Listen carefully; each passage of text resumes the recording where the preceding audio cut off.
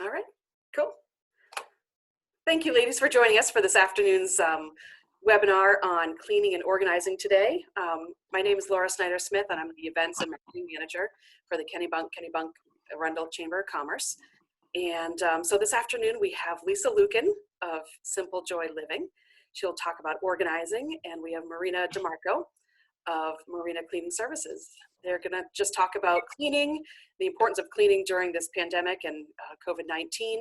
And then Lisa will talk about, once we're all clean, how do we organize, and tips and tricks she's learned over the years of her experience there.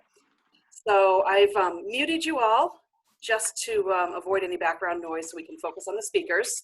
But feel free to unmute yourselves when we'll take questions at the end. So that is your time to chime in. So with that, we'll hear from Marina. Hello, everyone.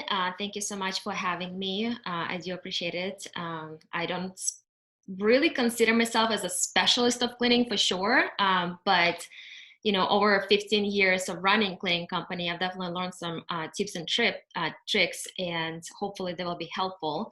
And I was thinking over, since Laura asked me to be on here, what would be super helpful specifically in these times, because a lot of clients are asking like what's maybe what we're doing differently, or what we're not doing, or what's helpful or what's not, because there's so much information, I think, online, and it's really easy to get lost in that information and get overwhelmed. So I'm not going to give too much information. I'm going to try to stay on a topic specifically on disinfecting, sanitizing, and cleaning. And if you have any questions after that, you're welcome to ask, or if you have any questions about regular cleaning as well, you're welcome to ask after that. But for now, I'm just going to concentrate on that. And another thing, I know I do have an accent, so if you hear me talking too fast, because I can when I get nervous, you just like slow down. Okay. So I would like to start with actually explaining what's the difference between sanitizing and disinfecting. Did you guys even know about it, that there's actually a difference? Like, I actually researched about it, and I understood that I actually didn't know much difference, but maybe because it's my second language or not. But so sanitizing is something that you do after the cleaning to kill almost all the germs, not all of them. So like schools do sanitizing, you know, some offices, some places like that. Disinfecting means you're gonna kill 99.99% of all the germs. That's the difference. So sanitizing is kind of more like in general, you're gonna clean and go, so you're not stressed too much about it. But disinfect specifically, you do when, like in hospitals, surgeries, or in times like this, you specifically want to desanitize, like you don't disinfect, sorry. You don't want to just sanitize. This is disinfecting, actually, that's what's going to kill coronavirus, which is interesting. So we're going to talk about it. And then what I found also, like, which actually I knew about it, you cannot I always confuse desanitizing, you cannot disinfect without cleaning first, which is interesting. You can't just come to the kitchen and it's a mess everywhere and you're just gonna spray Lysol over it. It's not gonna work, because that specific chemicals will be reacting with everything that's on surface, and which means it's a piece of food and dirt and crumbs and anything like that. You have to clean first, then only you can disinfect, which is interesting.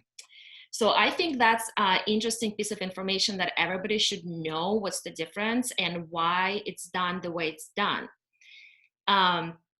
What we're going to talk about next is, I think right now what everybody's concerned about, that you cannot find really anywhere disinfectant.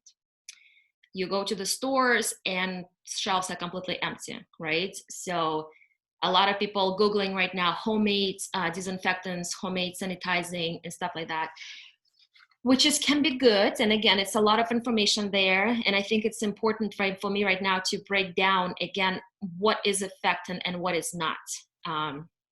What is actually going to work and what is actually not going to work, which is interesting as well, because I think by not knowing exactly all information, all the fact can actually harm you and hurt you, because if you're not doing it properly or you're not using correct chemicals or sprays, it will actually hurt you because you will have a false sense of safety, which is interesting, right?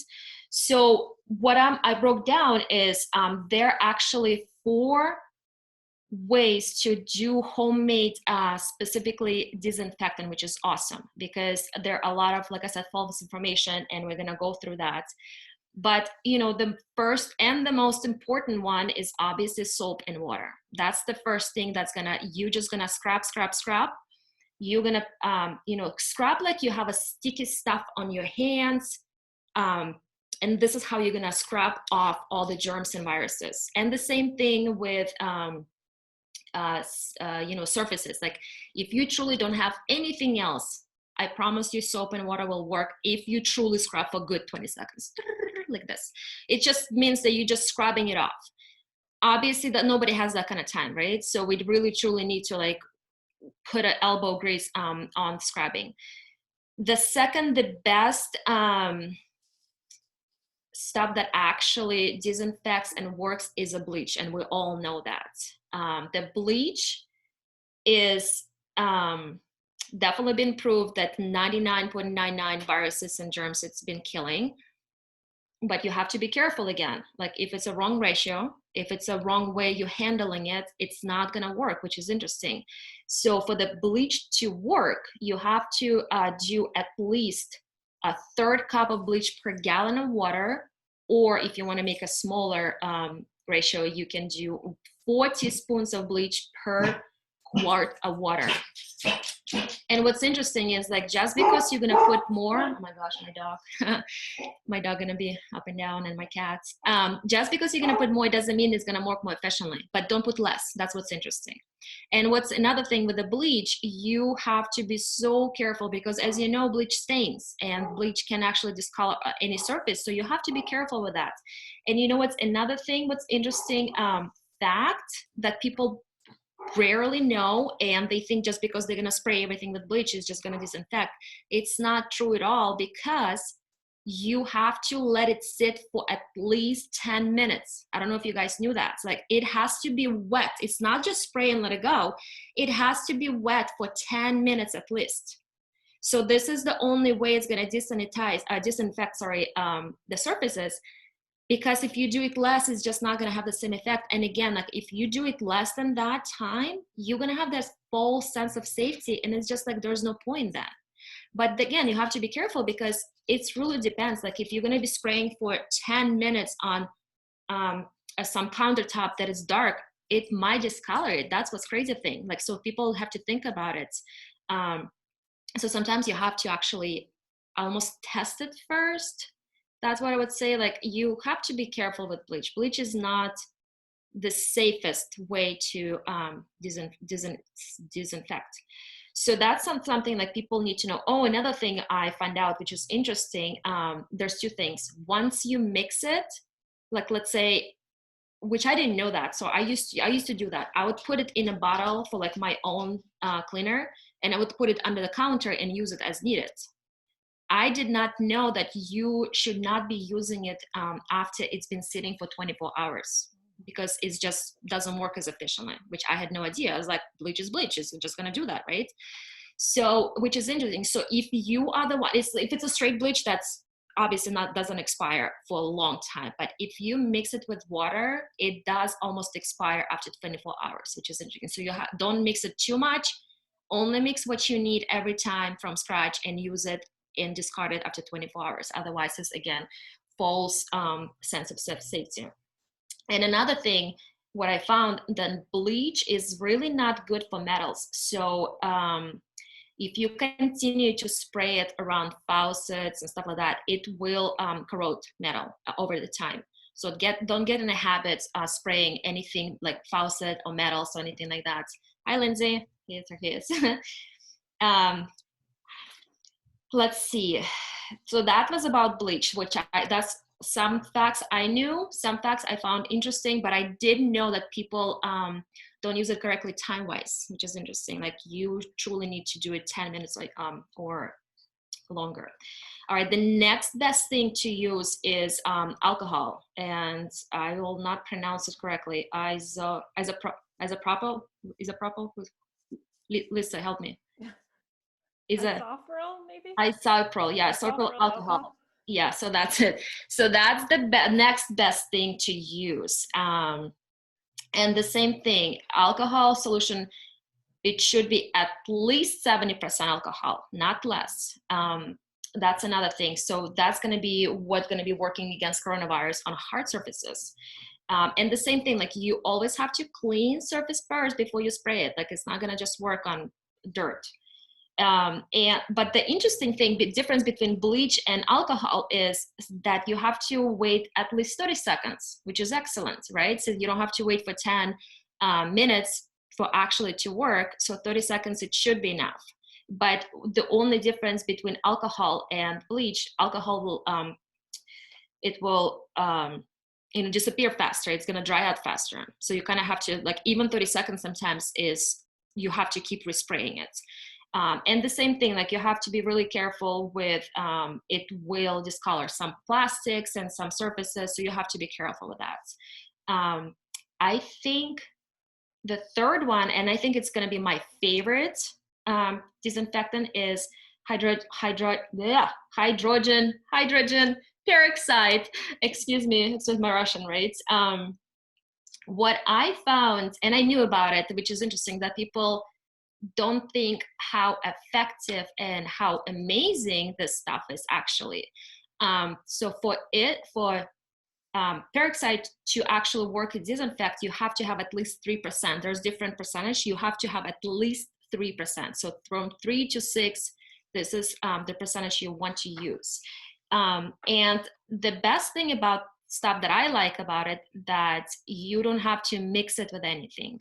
You don't have to add water.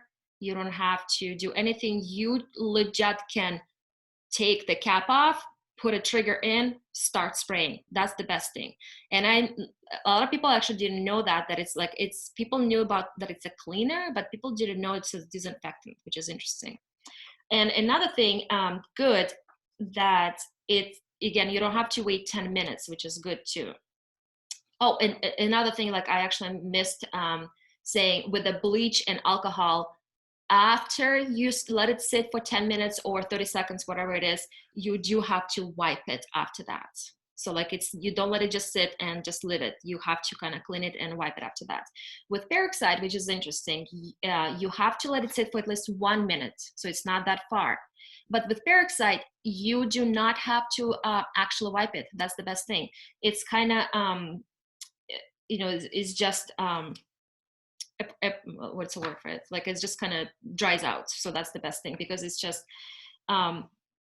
what's also interesting, that peroxide is effective deactivating rhinovirus, which is virus causes common cold, and rhinovirus is more difficult destroyed than coronavirus, which is interesting.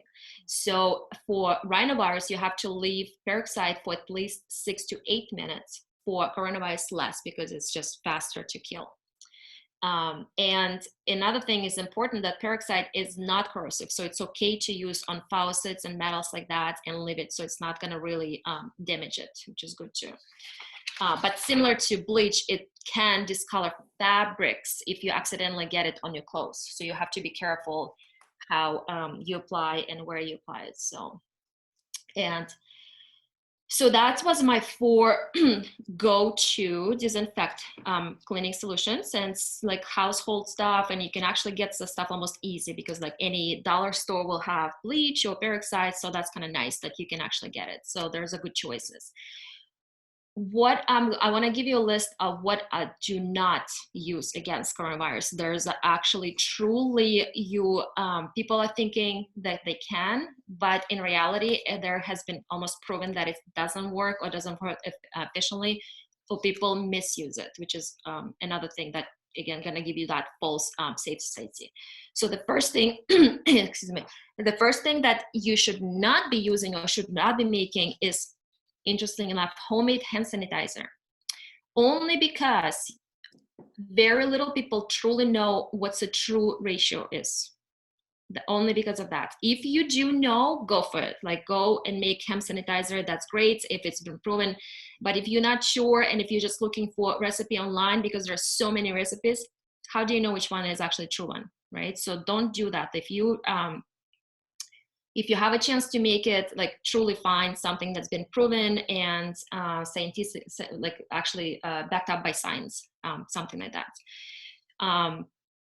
Vodka, which is surprising. Do not use vodka. You can drink it if you want to, if you think it's going to disinfect your lungs or whatever, but do not use it, because even the Tito vodka, they came out with their statement that saying that even their 80% proof product doesn't contain enough ethyl alcohol. That's what you need for it to disinfect. So do not use vodka, because it's not going to kill coronavirus. Then another thing people have been searching and thinking, white vinegar, people thought that it's a disinfectant. It's not. There's no evidence whatsoever that it's been effective against coronavirus. And it might be a good cleaner, but again, it will not kill that virus. And the last thing that people have been using, and I think maybe overusing and have that false sense of safety, tea tree oil, which is interesting. It just doesn't have any proven, it doesn't have any evidence at all that it kills any viruses, especially coronavirus. It works well for like immune system and some, like I said, a mild sanitizing, like for the homemade cleaner, but it's not effective for disinfecting, which is interesting as well, I found. So that's going to be, and like I said, with everything above I mentioned, always, like if you have any disinfectant on your hand that you actually bought it in a store, like, a Lysol or Clorox, always read directions, because it will say specifically how long you need to leave it on the surfaces for it actually to work. And people don't do that. They just think they can spray it, wipe it, they're good to go. And it doesn't work like that. So that was my little list for disinfectant, which I thought was interesting and helpful. Now I would like to talk about just a couple things, like what people should be doing and paying attention when they're at the house or running errands, and like how to disinfect and make sure you're kind of doing the right thing, because again, people are so terrified, I think, to be out in the public right now, or go run errands, which should not be the case. You should not be terrified. I personally think if you know the proper way how to handle things and just take care of yourself, and how to actually wash your hands. Yeah.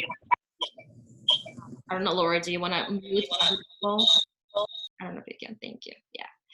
Okay, so let's see. I'm gonna start. Okay, so I think the most important, as a cleaning company, I want to say clean daily, but don't obsess. Nothing much gonna change if you're gonna be cleaning every 10 minutes, unless there's more traffic in your house, unless people go in and out. Otherwise, like if you are home, if you're not going places, you're not really bringing new viruses or new germs in your house. So don't stress, like just live normal life, do what you always done. Unless, like I said, if you go shopping or if you run errands, then it's completely obviously different story. But even for that, like you can prevent and take some steps before you go in a house to disinfect yourself pretty much, or brushes. And we're going to be talking about a little bit about that. So, and I want to mention, like, don't stress, don't obsess about cleaning. Keeping things clean, it means maybe wiping down once or twice a day. Like I said, it's nothing really changed. Like you still do what you're supposed to do every day.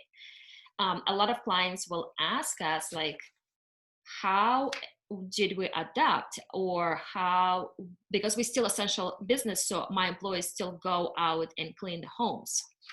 And a lot of clients will email us and say, like, what did you add to our routine, or what are we doing differently?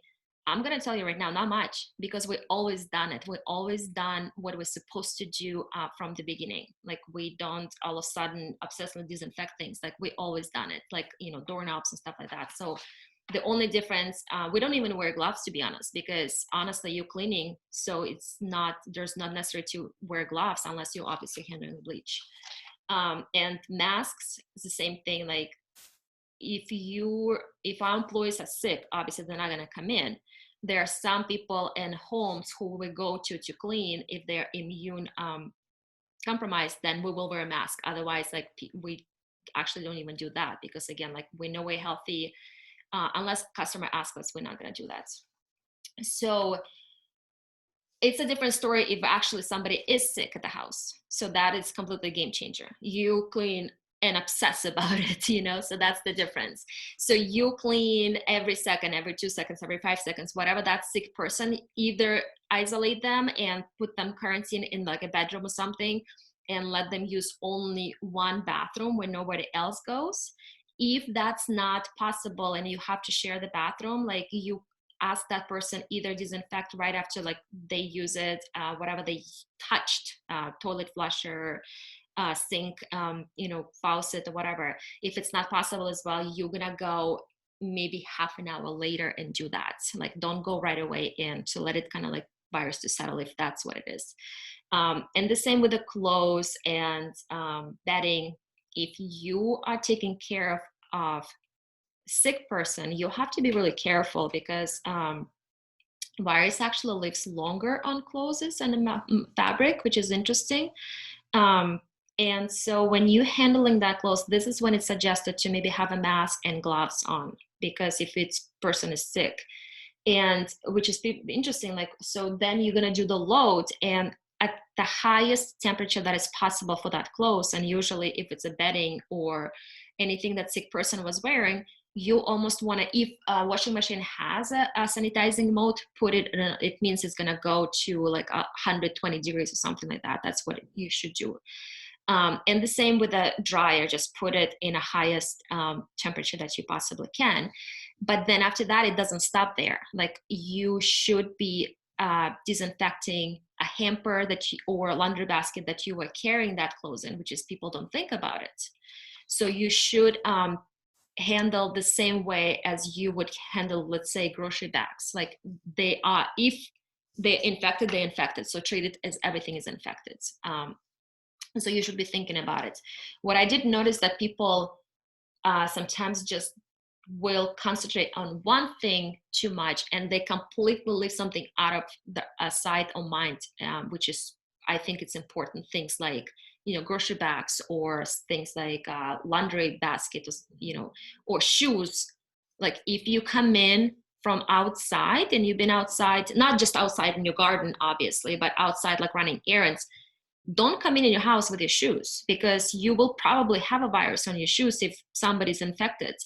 Take the shoes off. And it's a good habit, to be honest, like when it's not even coronavirus out in the world, it's a good habit to start with, periods. Like very rarely, as my culture, we're not allowed to wear shoes. If you go to somebody's like house, it's rude to have your shoes on, which is interesting. Like it took me years to actually change my mindset.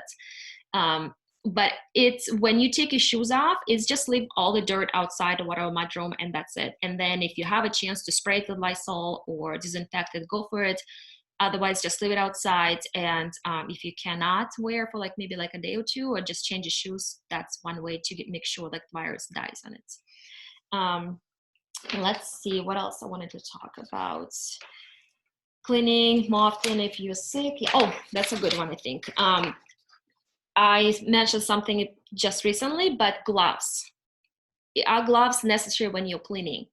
Nope, they're not. Like I said, it really doesn't make any sense unless you not really good not touching your face. Well, I'm actually more thinking about like my employees. Like they do use gloves for like toilets and stuff, because they don't want other people's germs. But if you're in your own home and your own germs, it's overkill. You really truly shouldn't. You're just taking gloves away from people who actually need it, like hospitals, nurses, and stuff like that. If you are inside of your house, it's your germs. You're really not gonna get sick from your own germs. But if somebody else sick in your house with a coronavirus, yes, go for gloves. But otherwise, like if you're just cleaning, it's really not necessary. Like I said, you're washing your hands, you're scrubbing your hands. It's just not something that you should be stressed about. Another, a lot of questions I get, should you use when somebody is sick or in times like this, paper towels or reusable cloth? That's a good question, right? So if we clean, our employees clean in somebody else's home, we use a lot of cloth for like dusting and areas that are not highly infected, but we do use paper towels in the bathrooms, which is interesting because we just don't want to even take a chance, and we don't want to deal with that, all this personal hygiene and stuff, you know, like pubic hair, whatever it is. Like we don't want to even deal with this. Like we just want to wipe it and throw it away. But at your own house, if you decide to clean, reusable cloth is totally fine. And the same, like you just use it for, obviously don't go from the toilet to the sink. If you want to use from the sink to the toilet, that's different, but don't go from the toilet to the sink, that's different. And just treat it as it's infected, meaning just wash it with a really, really high temperature with a little bit bleach, and you're going to be just fine. So just keep reusing it. No need to use paper towels for that. So that I thought that the same thing. Or, you know, another thing what I find a lot of people ask, like with the sponges or kitchen, like I have a kitchen cloth that I wipe counters and everything, I'll just throw it in a dishwasher cycle. Every time I do dishes, I'll put a sponge and a cloth in the dishwasher and let it run, and it comes out. It's a virus free. It's a germ free. Or you can just throw it in a microwave wet, and the same thing for 2 minutes, and just kills all the viruses. So again, don't stress about it. So I think that will be it for that. A little bit, how much was it? I've been talking for about 20 minutes. I'm probably gonna take another few minutes. I don't need much. For groceries, I think everybody's asking how to handle grocery shopping and bringing stuff inside. And I think it's been such a stress for everyone because personally, me personally, like I live by myself with my kiddos. I don't have anybody immune compromised. So like, I really don't, me personally, I don't stress too much about it because I just chose, it's my mindset. I chose I'm not going to be too stressed about it. It's like, I don't want to think about it too much. And if I get sick, oh well, I can't live in fear. But there are people who are truly afraid of it, and they should be. Like Laura's Dolschreit husband, he's on transplant list, so they're really careful about it. And I know they have a whole system, and that's something I'm not gonna talk about much because I haven't done it, so I don't know much information about it. But I do know that it's the same way when you come from the store. What I do personally, I don't put my bags on a countertop because first of all, I don't know where those bags been, who been touching them, what's happening and everything. Honestly, I'm going to be very carefully handling them instead of like shaking everything and running them, you know, like in and out. I'm going to put them on the floor in one area, and I'm going to be very careful how I'm going to take stuff out. And the same thing, like I'm not going to stress too much about fruits and vegetables because I'm going to wash them before I eat anyway. So that's okay. But anything with has a box in it or anything like that, again, I try not to stress about it, but I do actually take and wipe it with, if I have a disinfectant wipe, like just kind of where people can hold it, like sides and everything. But again, I'm not going to go too crazy about it. But I know some people who are really worried about it, they will leave it in a garage or somewhere else for 72 hours, which is interesting. Like if you have that option, you probably should do that. Like if you think you're gonna, you know, if you're immunocompromised, like, and you truly cannot get sick and you don't want to get sick, that's a good way for you to make sure you just have that. It's almost a system. You go shopping, you think ahead, almost like a week ahead, which is interesting. Not what you need now, but you think a week ahead, and you go shopping for that. You're gonna go to the house. You're gonna put everything in a garage, and you're gonna leave it there for 3 days. But you already have a food from last trip. So that's the thing. It doesn't work well, obviously, on fruits and vegetables because they're probably gonna go spoiled. This is why you, when you bring only specifically those things, you have to wash them. And it's the same rule applies. Wash them for 20 seconds. Scrub them. That's what it is. But like I said, otherwise, I don't have much information about it because I personally haven't done it. And I'm sure people done research who specifically are interested in that. And last but not least, I think this is my favorite.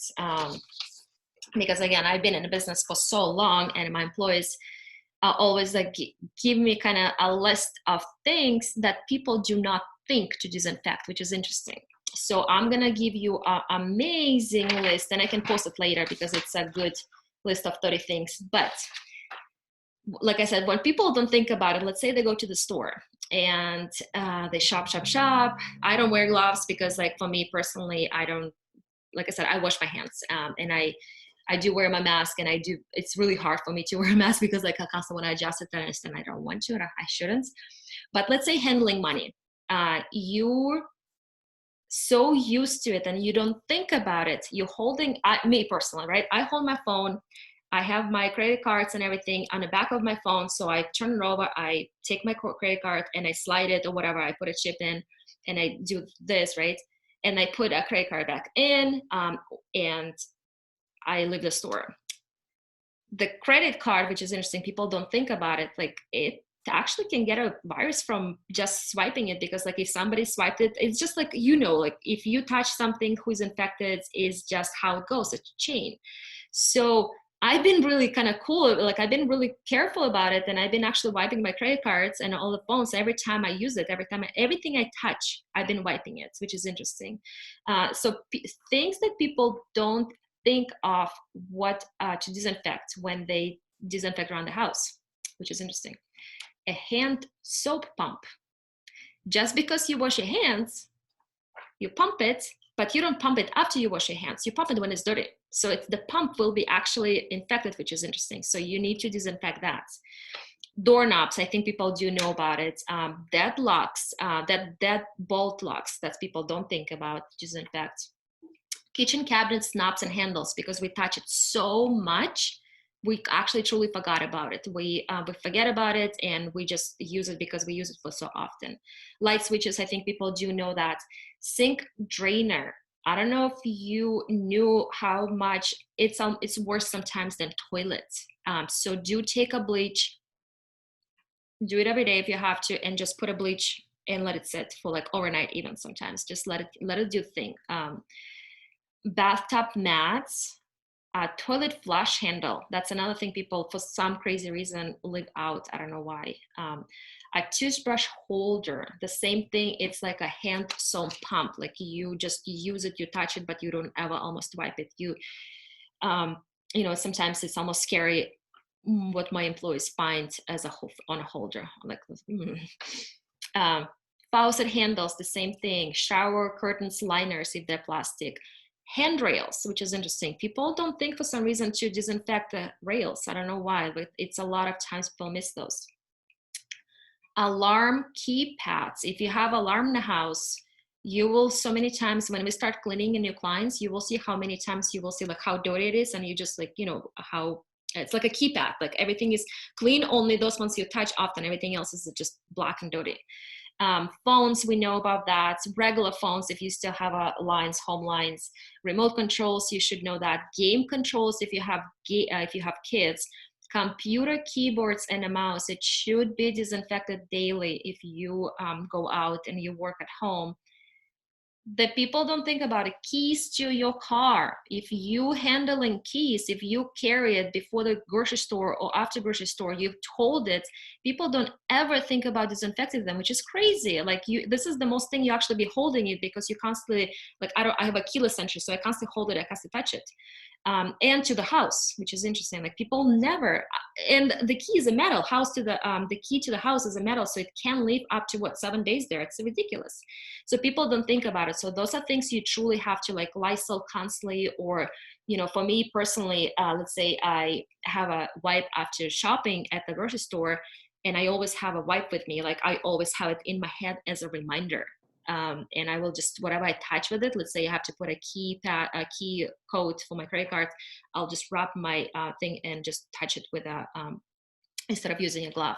And the same thing, like if I take a key out of my pocket and I see wipe in my hand, it just reminds me that I have to wipe it. So that's all. It's like, for me, it's just kind of like a mindset. Garage door openers, car door handles, inside and outside.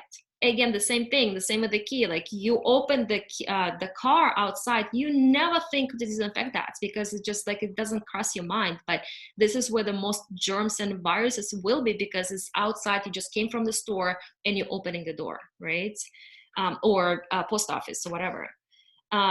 Gear shift, like when I go from the store and I sit down in the car after I put my groceries away, I legit the same thing. I will get a fresh wipe and I start wiping my gear shift, my steering wheel. It's another big deal. Like, not just like wipe a little bit, like I will go like all around my steering wheel and everything. Any knobs or anything, like you adjust AC or any button in the car that you touch has all those viruses, which is crazy again. So I start just wiping everything, because I just came from the store and I don't want to touch anything. Okay. The same thing with the glove box handle, dashboards, knobs. If you're using bicycle, same thing with the bicycle grips. People don't think of that. Reusable grocery bags. That's right now, I think it's a ban from the grocery stores. But even when it was not banned, like after each trip, I will take a Lysol and just spray it. Like, people don't think about it, how disgusting they can get if you don't actually clean them. And a few more things, credit and debit cards, I mentioned that, wallets, and sunglasses. People don't ever think how sunglasses, because you constantly touch them, you put it on your head, you put it down, especially now when you're trying to protect your eyesight and from, viruses getting to your eyes. It's just, I think anything that you can touch, and you just have to start looking from a different angle. That's what you need to be wiping. I think that's it for me. I think I gave you all information, a lot of information. Thank you. That was awesome. Yeah. That was, like, so packed full of information. Awesome. Yeah, like I said, if you have any questions after Lisa, let's just get back to it. But I think I gave you a lot to think about. Yeah, if you can go ahead and post those touch points, that was really, I mean, a lot of them are obvious, but some of them aren't. And so it bears repeating and reminding. So I did post them. They're actually today on my Facebook business page. They just came out as a post. So if anybody wants to go see it, but I can post it later too. And what is your business name again? It's Marina Cleaning Services. Wonderful. So you can Google either Google or put it in Facebook, and just like our page. So make sure to get all those tips, because we post a lot. And you do a great job. Yeah, thank you. Awesome. Thank you, guys. Yeah, it was fun. Thank you. All right, Lisa, after we're all clean and sanitary, we got to get our house in order. So take it away. Yeah, so the good thing about the organizing piece of this is, once you've gotten organized, it's a lot easier to keep everything clean. So it goes hand in hand on both sides of it. So I have a few tips for you. I really focus on helping people simplify their lives. So organizing is a piece of that. But before we think about the tips I'm going to give you, I just want you to think about the fact that we're all in this strange time, something different than we've all been through before. And some people I'm finding are making this a very productive time. And some people are just kind of lost and not sure what to do, or don't want to do anything. So think about and sometimes that changes day to day or hour to hour. I know I've kind of gone through all those in the last 6 weeks, but the first thing I want to remind you is, before you dig into an organizing project, really decide if it's time to do it. It's something that takes a lot of energy. So you'll want to make sure that before you decide to do any organizing project, you want to be well fed, well rested, and have some energy. So if you're a morning person, the morning is probably the best time for you to do organizing. If you're a night person, I've been known to stay up very late organizing because I'm in that zone. But think about what's best for you, when you have your most energy and when you have this mental capacity to actually dig into some organizing projects. Because a lot of the reasons people don't organize is because they don't know what to do, they're confused, it's overwhelming. So starting out with as much energy and mental clarity as you can is the best way to begin. And then I also suggest really focusing on what you want. So I'm a big proponent of visualizing and making vision boards and journaling, and really thinking about what you want out of this effort you're going to give, because that'll give you a direction of where you're going. It'll give you some excitement and motivation to create what you're visioning. So whatever it is for you, whether it's that you just write on a Post-it note, relaxed, because you want to feel relaxed in this room that you're going to organize, maybe that's all you have for your vision. Or you can go the extent of, making a digital vision board online, or actually getting out the magazines and making a real vision board about what you want your space to look like and how you want to feel when your space is organized and decluttered. But something that will make this intangible thought or desire or vision that you have into something tangible, something more concrete. So whether, again, a word on a Post-it note, a vision board, something that makes the picture more tangible for you. So I talk about, like I said, organizing and simplifying, and I'm a big proponent of decluttering, which I look at that as a little bit different than just organizing, because organizing can sometimes imply that you're just going to move stuff around, and that's not always the most effective way. Sometimes that works depending on, if you're rearranging rooms, things like that, but really focus on decluttering and making, I want to look at this positively. So making sure you have what you have in the spaces you need it and want it. The abundance side of that is, looking at how you want things to be. The scarcity mindset is thinking about getting rid of things, which, yes, you may be getting rid of things when you're organizing and decluttering, but think about it instead from the perspective of, you really want to have what you need, where you need it, see the things you love, the things you're using all the time, have those out, the things that you want in your life, you're able to have those where you can see them and use them. So those are some tips kind of before you begin. So you want to decide if you're going to do it, if it's really the right time, and give yourself grace if you think now is not the right time. Sometimes even still it's Friday, I get to Friday where I'm done, I'm spent with everything, and there's no project happening tonight. So think about the time of the week or the day that works best for you, and then really get clear on what you want and why you're doing this. So then where do you start?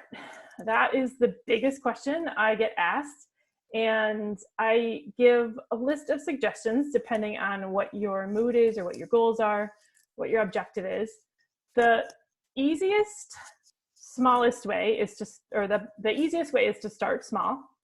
If you want to just spend literally 2 to 5 minutes clearing something, you can take maybe a small stack of papers, start with your car or your purse.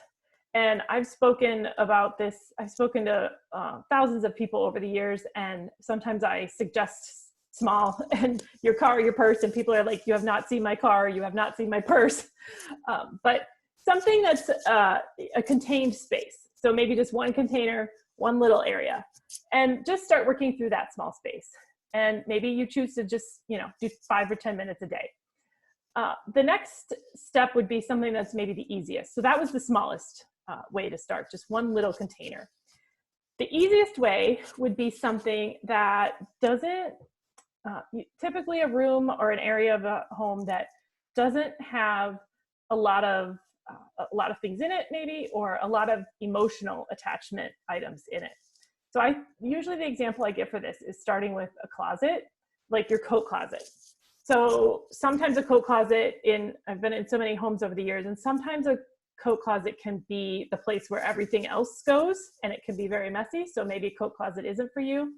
But when I give this example, I refer to a coat closet where it's truly just hats, gloves, mittens, maybe some odds and ends of other things, but a small coat closet at the front of your house where guests would put their coats if they come to visit.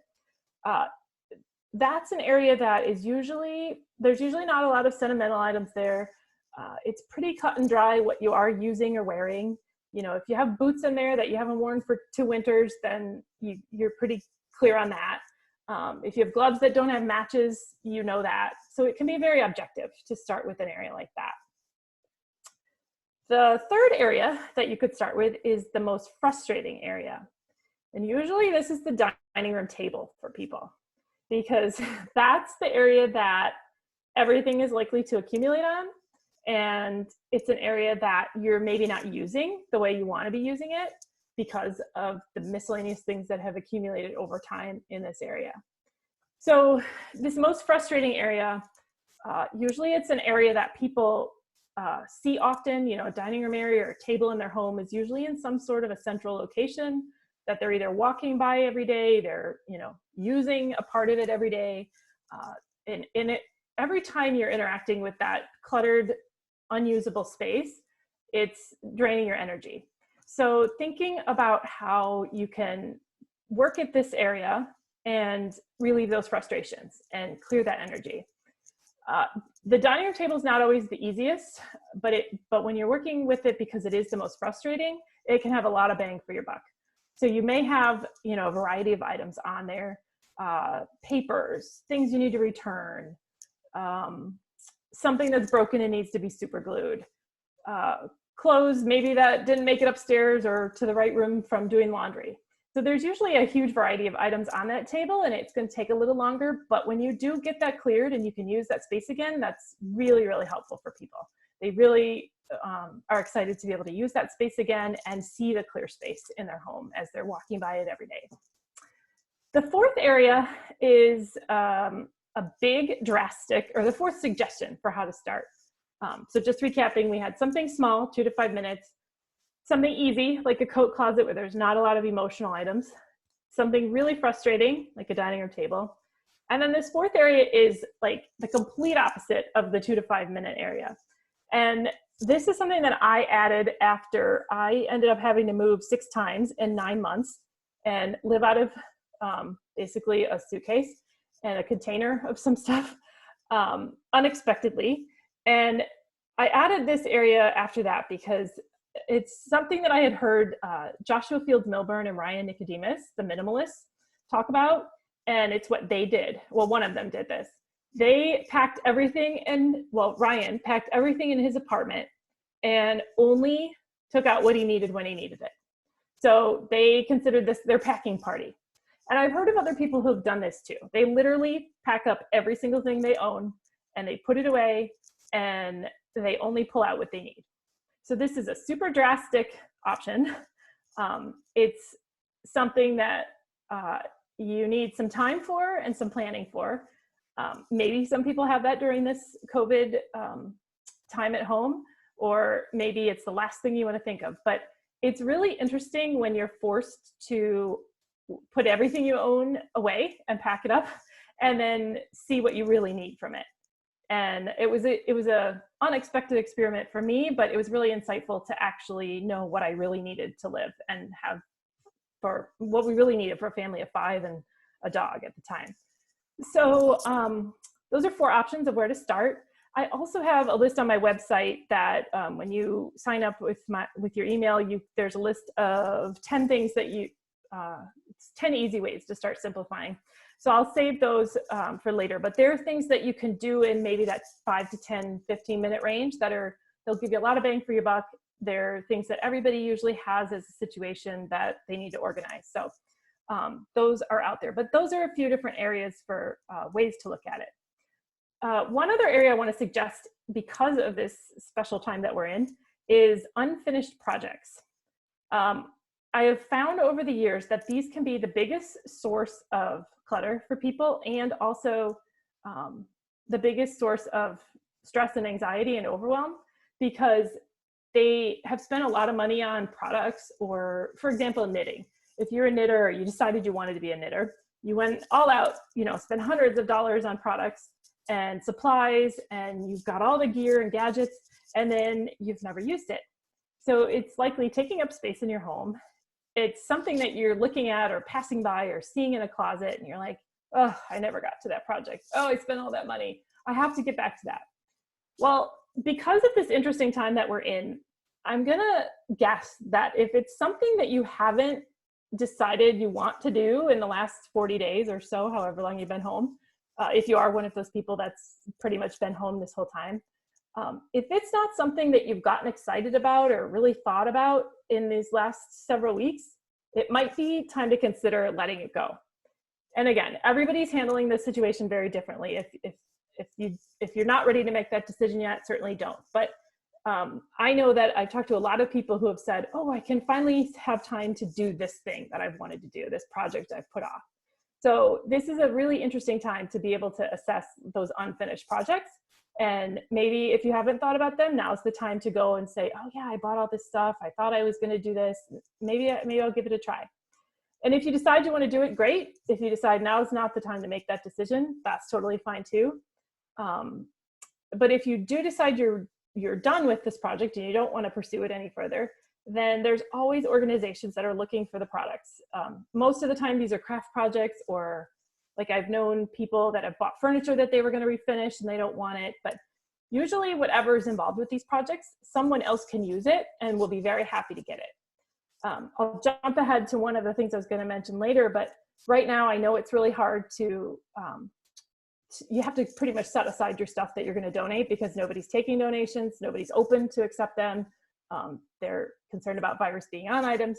So usually I say, you know, take that thing, put it in your car and deliver it as soon as you make the decision that you feel good about it. But right now I'm just suggesting that you put it aside, and then we'll know when it's okay to donate those things again or get rid of them. But usually if it's a project that you haven't worked on, some organization, some local, you know, school, art center will be happy to take those items from you. What to do with your stuff. So that was kind of hinting at one way to donate some of your items. I'm a big proponent of donating, but how do you know what you want to donate? How do you know if you want to keep these items or if you want to let them go? A few questions you can ask are you actually using it right now? Are you really using it? Is it serving a purpose in your life right now? So it's slightly different than are you using it or is it serving a purpose? Maybe it just makes you happy, you love it. There's lots of different ways to think about that, but really get clear on, are you using it? Do you love it? Is it serving a purpose? And when you think about if you love things, over the years of doing this, I've had to add the word, do you absolutely love it? Because I found that people can rationalize loving everything they own. And this kind of goes back to the place of make sure you're well fed and well rested and in a good mindset to make decisions, because otherwise you're going to start loving everything and you're going to think you need everything and you're not going to get anywhere. So I can't stress that enough for making sure you're in the right space mentally to make decisions when you're organizing and decluttering. And then one big, a different way to kind of think of it is, and this is really good for unfinished projects too, is does this make me feel light or heavy? So when you look at that, you know, $1,000 worth of knitting supplies you bought that you've, you know, got 2 inches started of something and you haven't worked at it for a year or two, when you look at that, does that excite you and make you feel light and energized? Or do you look at it and think, oh God, I don't want to work on that? So just use that as a gauge to decide, help you make your decision. And you may have to ask yourself that question 3 times or more over that same item. And you'll know when it's right and when that's your final answer and when you're ready to make your decision about whether you're going to keep it or let it go. And then one other helpful tip that I want to mention is the just in case theory. And again, the minimalist that I referred to earlier about having the packing party, I'm reading it because it's I always mix up the wording, but they have this 2020 theory that says that anything we get rid of that we truly need, we can replace for less than $20 in less than 20 minutes from our current location. Okay, COVID is a special time again right now in history where maybe that's not completely useful or, you know, practical right now. A lot of places are closed or things aren't available, but this theory has proven true for me. So again, it's anything we get rid of that we truly need, we can replace for less than $20 in less than 20 minutes. And when we moved from Illinois to Maine 6 years ago, we got rid of about 75% of our things. And so I was able to test this theory.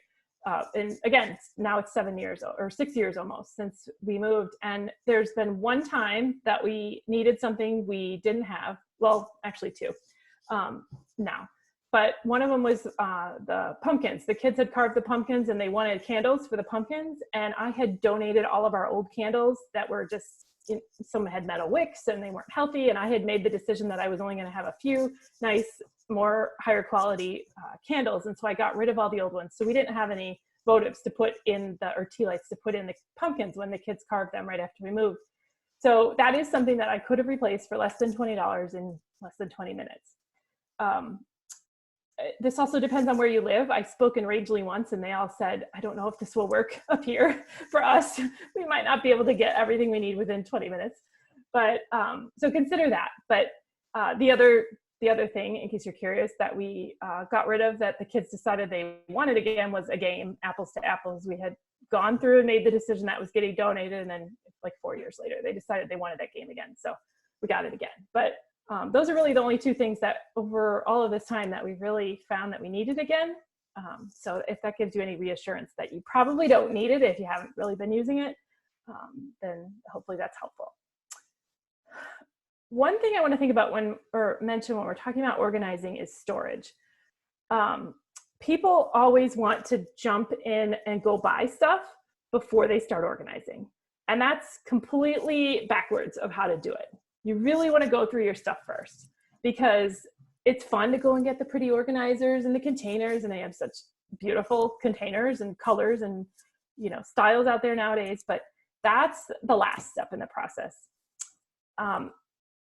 You really want to go through what you have, and luckily right now it's kind of hard to get containers anyway, so kind of set that idea aside and really work on going through your things, making decisions, what you want to keep, you know, what belongs in this room, what belongs in another room, and then use the storage that you already have, because right now that's probably our most efficient or quickest option. And think about the fact that the simpler the storage, the more likely you are to use it. So I've had so many people like say, oh, I'm going to get like the big shoe organizer or something, and I'm going to put, you know, it's got like room for however many, 12, 18 pairs of shoes. Well, what happens when you have like 22 pairs of shoes and you decided you want to keep all those? So what do you do with the other 4? So sometimes containers can be limiting and put you in a position where it's just not working for you, so you're never going to use it anyway. I'm a big fan of literally these 3 types of containers, which I have here. This is where our incoming paper goes. It's actually not, we're not using it right now, but this was for a long time where our paper goes. And the reason I like this is because it's super shallow. So you can see it's not very deep. So this sat on our counter. Right now there's really no paper coming in our house because the kids are not at school. But this sat on the counter and it's super shallow. So it's kind of a built-in habit. It makes a habit built into it. So when it gets to a certain height, it's going to fall over. So you have to do something with it. So I like containers that will force you to do something at some point, because the key to remember is without a habit, a container is not going to serve any purpose. You could keep stuff in containers and keep piling them on, but unless you're actually instilling a habit in there with it, like going through the container when you need to, it's not going to be effective. This is another container that I use often. This is something I recommend people put in areas of their home where it's like a family room or a living room. And again, it's open top, so you can easily throw things in there. And when it gets too full, you have to do something with it. But this is a good place for like remotes or magazines, things like that, where again, once it's too full and overflowing, you have to go through it. And it's neutral color and it's sturdy. So it can be used, I've used it throughout all areas of my home over the last several years. And then this one is what I recommend for closets. So this is just a Sterlite container from Target, Home Depot, Amazon. And it's got a lid and it's got a nice, easy to use lid or to put on and off. We probably have like 40 of these containers throughout our house, and in our closets, my kids' toys are in those. They have deeper ones too, but those are good because in a closet, when you're gonna go grab something from it, you could see it up high, you could see what's in it. And then when you pull it down, it's got a lid, so everything's not gonna fall off. So like when you're doing that coat closet, gloves are good in here for the off season. You know, if you're switching to summer, stuff goes in here, like the things you take for the summer that you don't need in the winter, you could go in here and switch out with the gloves when you need to.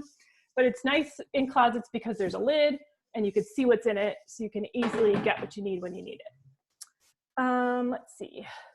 Yeah, the big thing with storage then is no storage item is gonna organize your life. You have to have a habit that goes with it, and you have to still do something with it to keep it working for you. 2 more points. what to do with your stuff. I've mentioned this, I guess, but I'll reiterate again. Usually I'm a big proponent of donating. And again, we're in a tricky time where we can't do that easily right now. And I've known people that have driven, you know, weeks with stuff in their trunk and never gotten it to donate. So it's tricky right now. So I would suggest if you do decide to declutter your house and do a lot of organizing, set up an area in your home where you're going to keep your stuff that you want to donate. And then when it's time to take it right away, as soon as you can, when you're ready. And then I'm also a big proponent of recycling. So basically try to do everything besides just throw things away. And I don't know what the restrictions are going to be once we come out of this. I know some organizations may not want certain items just because of the risk of contamination. And since not everyone has had Marina's cleaning tips in their home, so some things may not be safe to donate. So we'll have to see what that's like. But when you can, donate and recycle. And Goodwill will take everything that, like, they'll take broken Christmas lights. They'll take cooking sheets that have been, you know, caked and like that are like look like they've been baked for 20 years. They'll recycle those. They'll take single shoes. They'll take lots of things that are broken, but their goal is to keep things from landfill. So they'll actually match up single shoes with similar size shoes and send them off to countries where people need shoes. So, and like worn fabrics and torn fabrics, they'll recycle all that fabric and send that off also. So think about how you can keep things from going in a landfill. And then the last tip I was going to say is just as you think about getting organized and, you know, whether you choose to spend, you know, a week or two or just a day or two organizing or even longer, give yourself grace through the process because it is tough. And if it was easy, we would have all done it already. And if it was easy to maintain, we would easily be maintaining it. But once you really do come down to this collection of what you really use and love, then it's a lot easier, and it's a lot easier to keep things clean too, with all the tips that Marina gave you. But one thing that I've heard a lot of people do or have been doing during this COVID time is they've been making some crazy late night online purchases. So I have a stepdaughter who now is the owner of a giant inflatable dinosaur that she walks her dog in her neighborhood, and a brother-in-law who bought a weather machine that is like a 20-foot pull out in his yard now that gives him the weather whenever he needs it. So both of them within a week or two had said, oh yeah, it was a crazy late night purchase. And so I'm hearing other examples too of people just being bored, getting online, buying crazy things. You know, maybe it was intentional, maybe they're regretful, I'm not sure, but just be careful that you're not turning this time into a shopping spree of things that you really don't need or want or that you're not going to use. I'm all for entertainment and things that'll, you know, be exciting and resourceful for you, but just keep in mind that that's probably not the best way to be spending your time, is just randomly buying things online that you maybe don't need or haven't thought through. And then going forward too, I'm always a big proponent of telling people to say no to free things.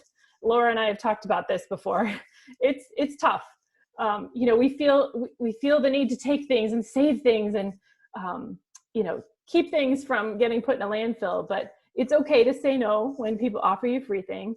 And I'm guilty of this sometimes too, you know, get a nice pen at a conference or a stress ball or something, I'm taking it. But you just gotta be careful with taking too many free things. And then avoiding clearance racks. Because if you're the type of shopper that just goes to the store and checks the clearance racks, which I did for many years, and thought, oh, this is 50% off, I'm gonna buy it, but you really didn't need it, you're spending money that you didn't need to spend. Even though you're saving 50%, you're still spending money that you didn't need to spend. So those are just a couple tips for keeping good habits and not letting stuff clutter up again in your life. The other thing I want to mention, this isn't specifically about organizing, but because I help people simplify their lives, their homes and their stuff is a piece of that. But when we get through this time period and we can start to return to some bits of normal life, going out again and, you know, involving our kids in activities and participating in events and saying yes to volunteer opportunities, I just want people to consciously think about what it's been like during this time to really have slowed down a lot. Some people are thriving in this environment, and I know it's hard for others, but really think about if you want to go back to a crazy busy life like you had before. because I help people stop being so crazy busy. And this has been a huge awakening for all of us, whether you wanted to stop being crazy busy or not. But I know it's giving us all this chance to really think about what is important in our lives. And I just want to make sure people are mindful of that when they move forward out of this. You don't have to just automatically go back to everything that you were doing before. It's okay to say no. It's okay to make new choices, and it's okay to, switch things up and not just go back to the routine you were in before. So I have lots more resources on my website too.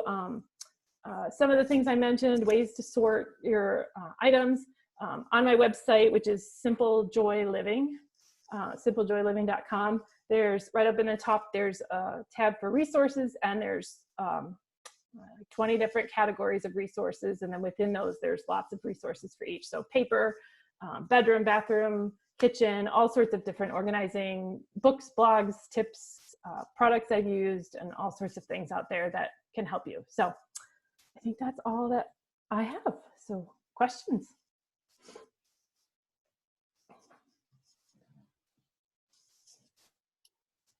Thank you. I always find you so inspirational, Lisa. Thank you. And you should check out her Facebook page too. Is always filled with good tips, or you write fantastic blogs, longer than just simple posts. So I would definitely encourage folks to check that out too. Thank you. Any questions? I don't know if you want to unmute everyone. Yes. The floor is open to anybody that would like to ask questions or make comments.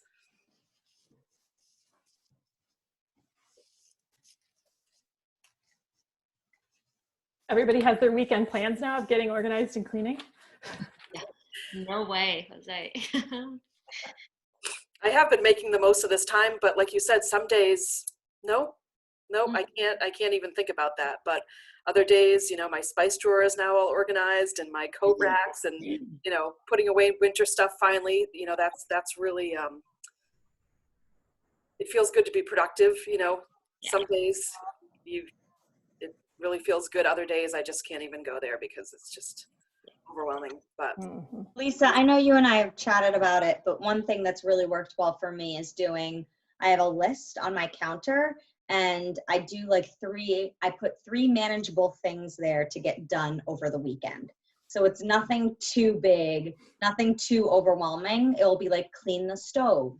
I'm not gonna lie, we miss our cleaning lady so much right now.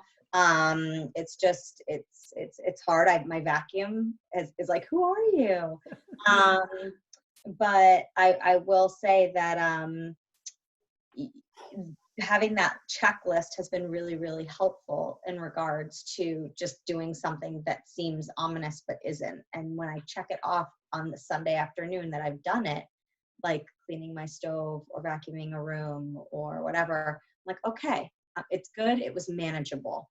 And because sometimes I'll try and do a huge project and it will get half done. It will become half, So even if it is a big project, I'll think of a quarter of that project and start there, and then move forward over the weeks with portions of it. Yeah, that's a really good point of setting your expectations low, because I'm taking a happiness course and series through, if you need some happiness during this time, by the way, go check out the World Happiness Summit. It's worldhappiness.com. And I was supposed to speak at a conference there in March, and it got canceled, but they're holding it again next year, but in Miami. But they are doing this 8-week series on happiness. And one of the things he just talked about this past week was about how so often unhappiness comes from unmet expectations. But as part of that, we're setting expectations that are too high. So setting something like you're doing with just that 3 things on the list is, a good way to put something out there as a goal, and then not be like, oh, I'm gonna, totally clean my whole house this weekend or organize my whole house this weekend, because that's not gonna happen for most of us. It's not good when I'm like pulling hairballs out of my kid's hand. Nothing like a toddler to make you realize how unclean. I'm like, don't have it. no, Yeah. no, time to vacuum. Yeah, especially with a dog, right? I'm just gonna make them stronger. It's fine.